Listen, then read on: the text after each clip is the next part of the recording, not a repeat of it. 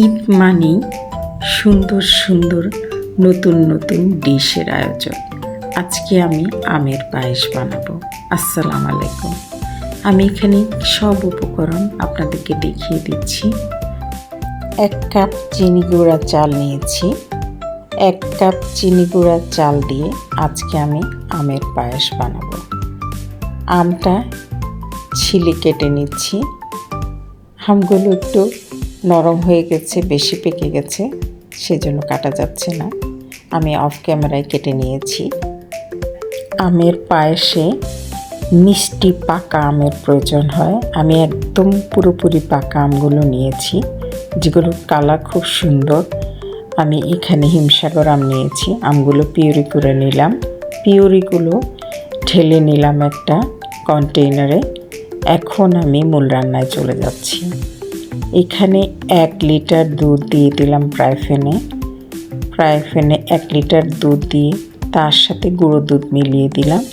এখন আমি চুলাটা জ্বালিয়ে দিয়ে এগুলো মিলিয়ে নেব। এগুলো মিলিয়ে নিয়ে ভালো করে আমি 2 টুকরা দারচিনি, তেজপাতা, 2টো এলাচ ফাটিয়ে দিয়ে দেব সুন্দর ফ্লেভারের জন্য। দুধটা নেড়ে চেড়ে চালটা ধুয়ে চালনিতে তুলে রেখেছি, সেটা দিয়ে দেব।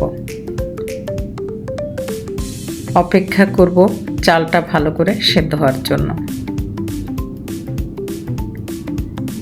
চালটা সেদ্ধ হতে 20 মিনিট সময় লাগবে। একটু লবণ দিয়ে দেব। আমি মিষ্টি জিনিসে লবণ পছন্দ করি, তাহলে টেস্টটা একটু বেড়ে যায়। আপনারা মিষ্টি জিনিসে লবণ খেলে দেবেন, না হয় স্কিপ করতে পারেন। আমি চুলার আঁচ কমিয়ে দিয়েছি। ধীরে ধীরে চালটা সেদ্ধ হয়ে যাবে। জোরে আগুন দিলে চালটা নিচে দিয়ে লেগে যাবে এবং পানিটা শুকিয়ে যাবে। সেজন্য আমি আঁচটা কমিয়ে দিয়েছি, যেন চালটা ভালো করে সেদ্ধ হয়ে যায়। আমার চালটা প্রায় সেদ্ধ হয়ে এসেছে। এখন আমি চিনি দিয়ে দিব। চিনির প্যাকেটে কিছু চিনি ছিল, সেগুলো আগে দিয়ে দিলাম। বাকিটা আমি কন্টেইনারে রেখেছি।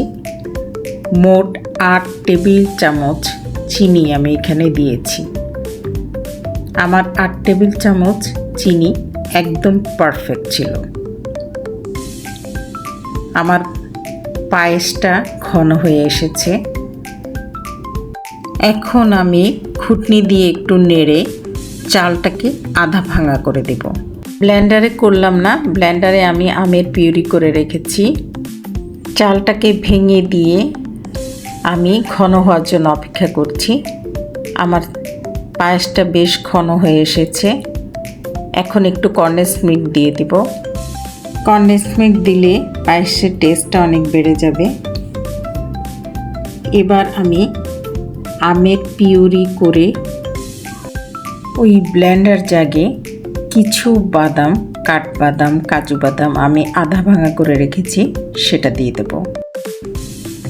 তারপর একে একে আমের পিউরিগুলো মিলিয়ে দেব। আমের পিউরিগুলো আমি একবারে দেব না, আস্তে আস্তে দিয়ে মিলিয়ে নেব। পায়েসটা আবার একটু হালকা পাতলা হয়ে গিয়েছে, সেটাকে আবার সময় নিয়ে একটু ঘন করে নিতে হবে। এবং ঘন করতে করতে আমের পিউরিটা পায়েসের সাথে মিশে কালারটা অনেক সুন্দর হয়ে যাবে। এত সুন্দর একটা অপূর্ব আমের কালার আসবে, আর খাওয়ার টেস্টটাও বেড়ে যাবে। দেখুন আমার পায়েসটা কি সুন্দর হয়েছে। ভালো লাগলে লাইক, কমেন্ট, শেয়ার করতে ভুলবেন না। এখন তো আমের সিজন। এই সিজনে, এই ঈদে আপনারা একবার এই পায়েসটা ট্রাই করে দেখবেন। খেলে অবশ্যই ভালো লাগবে এবং ইচ্ছে হলে আমাকে কমেন্টে জানাবেন।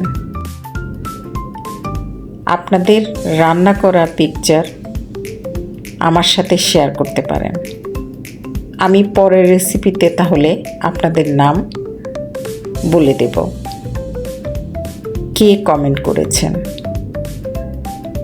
আসুন একটু একত্রিত হই, ঈদে মিলিত হই সবাই,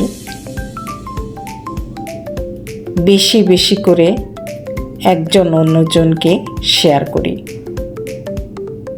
আমার পায়েসটা হয়ে গিয়েছে, আমি এখন সার্ভিং ডিশে ঢেলে নিলাম। অপেক্ষা করব একটু ঠান্ডা হওয়ার জন্য। আমার আমের পায়েসটা ঠান্ডা হওয়ার পর আমি একটু পেস্তা, কিছু আমের ছোট ছোট করে টুকরো করে সাজিয়ে নিয়েছি।